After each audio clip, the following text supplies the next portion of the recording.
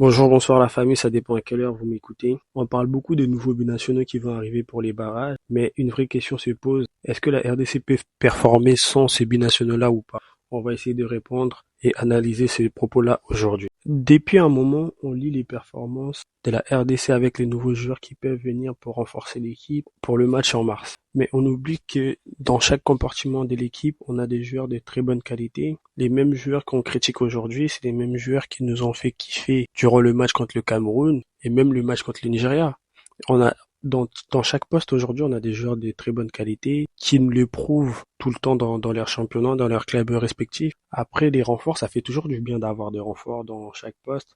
Mais aujourd'hui, l'équipe qu'on a, c'est eux qui nous ont ramenés jusqu'au barrage. Et c'est la même équipe qu'on peut compter sur eux pour aller un peu plus loin. Bon, pourquoi pas arriver à la Coupe du Monde. Ce qui est vrai, on a des joueurs qui élèvent leur niveau dans des moments clés.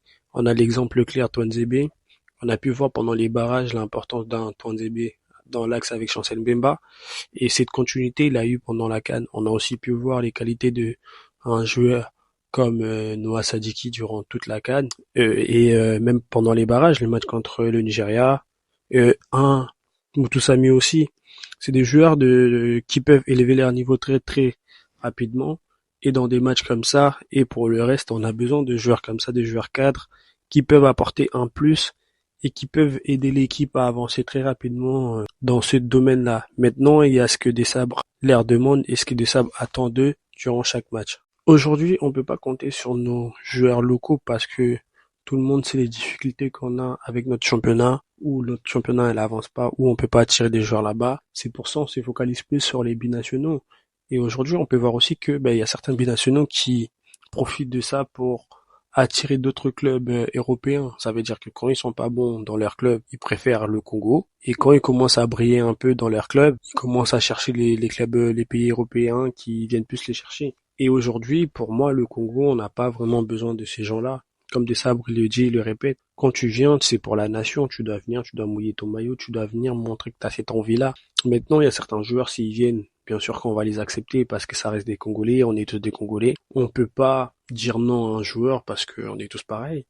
Mais aujourd'hui, quand tu viens au Congo, faut savoir qu'il y a une concurrence qui est là, il y a des cadres qui sont là, et tu dois venir pour porter un plus. Si c'est pas pour porter un plus, tant mieux attendre ton pays que tu aimes autant, que ça soit la France, que ça soit l'Angleterre ou le Pays-Bas, je sais pas. Maintenant, de Sabre, il sait avec qui il parle, il sait comment les conversations avancent. Il y a beaucoup de choses qui se disent, qui sont vraies, qui sont faux.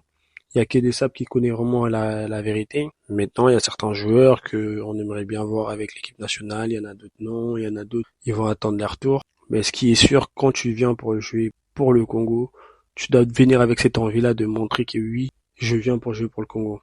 Après, pour nous, les portes, ils sont jamais fermées. On prend tous les joueurs qui veulent venir avec l'amour, qui veulent défendre la patrie, et ça peut que avancer. La vraie question est, est-ce que les binationaux vont venir ou pas? La vraie question est, est-ce qu'on va continuer dans cette continuité, c'est-à-dire l'organisation, la continuité qu'on a avec le projet, avec les jeunes et le projet sportif? Parce qu'en fait, pour que ces joueurs-là viennent, faut qu'ils puissent avoir un projet sportif qui va faire que ça va les pousser à venir pour montrer leur talent ou pour prouver ce qu'ils ont à prouver. Et il y a que ça qui peut faire avancer les choses et il y a que ça qui peut attirer d'autres personnes à venir pour les léopards. Et maintenant, c'est ça qu'on attend de savoir, est-ce que ce projet-là va continuer ou si ça va continuer jusqu'à où? Est-ce que des sabres va aller jusqu'à un moment donné nous ramener dans cette Coupe du Monde-là? Et c'est ça qu'on veut tous savoir. Selon vous, est-ce qu'on doit construire l'équipe sur les binationaux ou on doit essayer d'abord d'élever notre championnat qui va faire que ça va attirer d'autres joueurs ou même prendre des joueurs chez nous-mêmes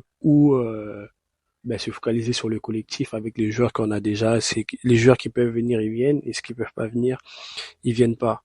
En tout cas, je vous écoute. Donnez-moi vos avis, mettez des commentaires, abonnez-vous et on va continuer à avancer ensemble. On est ensemble. Bye.